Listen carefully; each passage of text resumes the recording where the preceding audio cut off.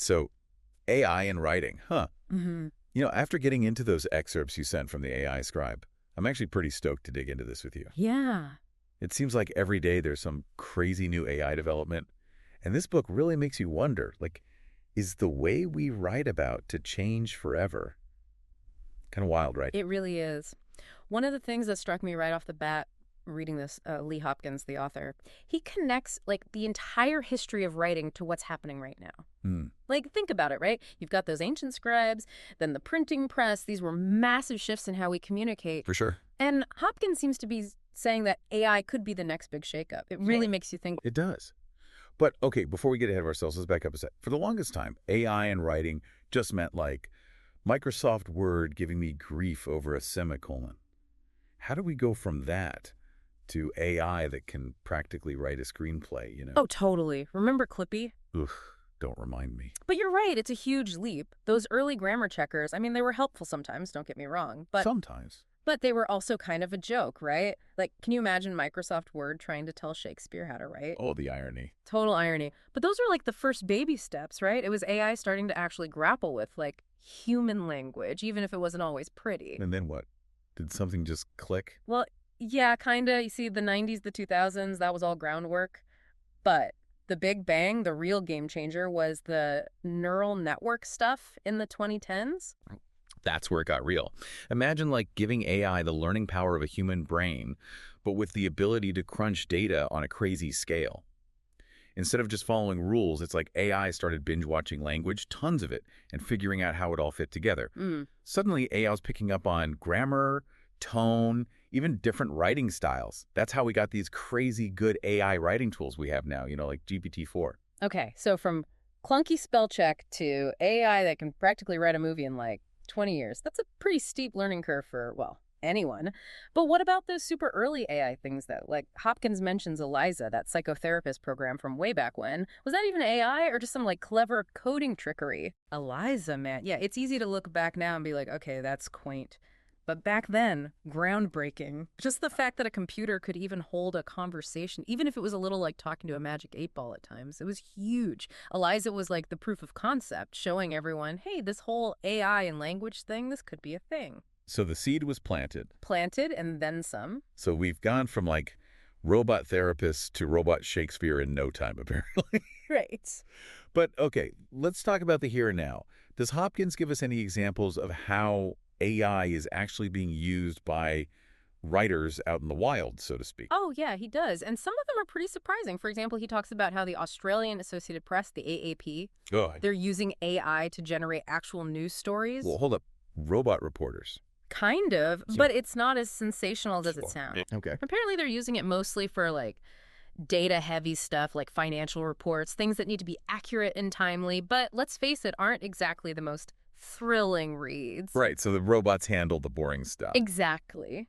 Which frees up the human reporters to do, well, what they do best, the in-depth analysis, the investigative pieces, all the stuff that needs that human touch. It's like giving them a superpowered assistant so they can focus on the good stuff. Totally. And speaking of the good stuff, Hopkins also gets into AI and creative writing, which is a whole other can of worms. Right, like can a machine really write a novel? That's the million-dollar question, isn't it? He talks about Nick Earls, the Australian novelist.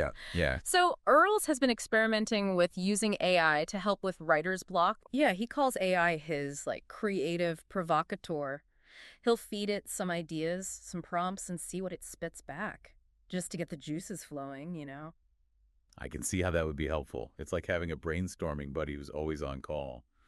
But I have to imagine that sits well with some authors, not so much with others. For sure. You've got big names like Margaret Atwood, Neil Gaiman, who are very much on the side of true creativity. That's a human thing, buddy. Yeah, I can see that. There's something about, pouring your heart and soul into your work that's hard to replicate with an algorithm. Totally. But Hopkins doesn't just stay in the, literary fiction world. He also looks at things like marketing, advertising, fields where, frankly, AI is already everywhere. True.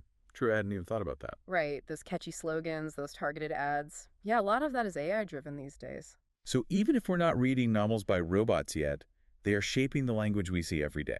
100%. He talks about how companies like Accenture, they're using AI to analyze tons of data, figure out what makes us tick, and then craft these hyper-targeted It's messages. kind of creepy when you think about it. It is, but it's also incredibly effective. But it's not just about manipulating us with ads, though. It's okay. Hopkins also talks about the impact AI is having on things like technical writing. Oh, you mean those user manuals that everybody loves to hate? Exactly. Like, imagine if those things were actually readable. I can't even imagine. Please tell me AI can fix that.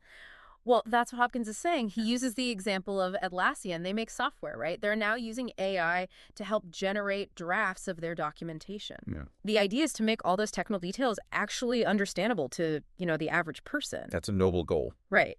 But what's cool is that it still requires that human touch. The AI can crunch the data, suggest wording, all that, but ultimately it still needs a human to make sure it actually makes sense and is engaging. So even in something as, I don't know, dry as a user manual, that human element is still key. Absolutely. And you see that again and again, this idea that it's not about AI replacing writers, but about AI and writers, like teaming up. A partnership, not a takeover. Exactly. It is pretty wild to think about all these different ways that writers and AI are starting to, work together. But all this collaboration does kind of bring up the whole, ethical side of things. Does Hopkins get into that at all? Oh, yeah, he does. He actually dedicates a good chunk of the book to it. And it's definitely something that, a lot of writers are wrestling with right now. He tells the story about, get this, a crime novelist in Melbourne. No way. A crime novelist using AI. That's kind of cool, actually. Yeah. I wonder what they were using it for. Like plotting out the perfect alibi or something? Not quite. It was more for brainstorming, and even drafting out some of the scenes. Hmm. But she was very, very adamant that the story, like the characters, the whole vibe, that was all her. So what did she do? Did she tell people she used AI? Yeah, well, she kind of found a middle ground in the acknowledgments. She gave a shout out to AI for being part of her, creative journey or whatever. But she made it clear that the story itself, that was all her own doing. I could see both sides of it. Yeah. On one hand, it's a tool, right? But then again, there's something about calling yourself a writer that makes you wonder, how much of the writing is actually you? Oh, absolutely. And as AI gets even better at mimicking, real writing, Hmm. those lines are only going to get blurrier, which I think is what makes this whole conversation so important, because it's not like a simple yes or no answer. It's going to take all of us figuring it out together. Totally. Okay. So speaking of figuring things out, does Hopkins give us any clues about what the future holds? Are we all going to have AI co-authors in 5 years or what? What I found really interesting is that Hopkins actually ends on a very hopeful note. Okay. He seems to genuinely believe that AI, as crazy as it is, could actually make us even more creative. He even talks about this idea of hyper-personalization, where AI could help tailor content to each individual reader. Like, imagine textbooks that adapt to how you learn best, or news articles that are written in, your ideal style. Okay, now that's just cool. But let's be real. All this talk about AI's potential makes you wonder, is there even going to be room for us, human writers in the future? It's the big question, right? And Hopkins seems to think that the writers who will really thrive are those who embrace AI as a tool, a partner even. It's less about competing with the machines and more about learning how to make them work for you. So we need to learn the language of AI. In a way, yeah. He calls it prompt engineering, figuring out how to talk to AI to get the results you want, which honestly feels like a pretty valuable skill to have no matter what. I'm with you there.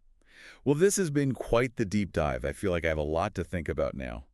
Anyone else feeling that way? I know, I do. And I think that's a good thing, right? To have these conversations, to really consider what it means to be a writer in this rapidly changing world. Absolutely. And hey, if you want to go even deeper on all this, definitely check out the AI Scribe by Lee Hopkins. Lots of food for thought in there. For sure. Thanks for having me. This has been great. The